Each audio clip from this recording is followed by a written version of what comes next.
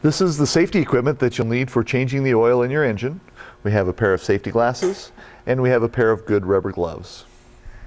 These are the tools that you will need for changing the oil on your snowblower.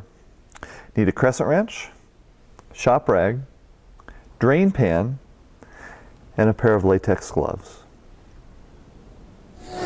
To change the oil, you will first need to locate the oil drain plug. It's located at the bottom of the engine. Could be on either side of the engine depending on the manufacturer's preference. The next step in changing the oil will be removing the drain plug. Take your adjustable wrench, turn the drain plug in a counterclockwise or left-hand direction. Be sure and have your drain pan underneath the snowblower. Once you've loosened it, you can remove the drain plug and drain the oil into the drain pan. Once you've drained all the oil out of the unit, reinstall your drain plug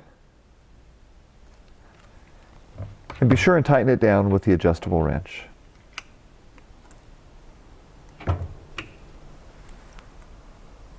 Now that you've got your drain plug tight, it's time to add fresh oil to the crankcase.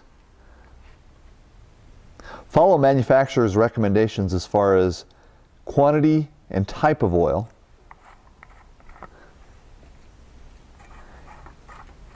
And the oil is added through the dipstick tube. One note, it's important not to overfill the crankcase on your snowblower. You can see how much oil you've got in it by the full and the add lines on the dipstick.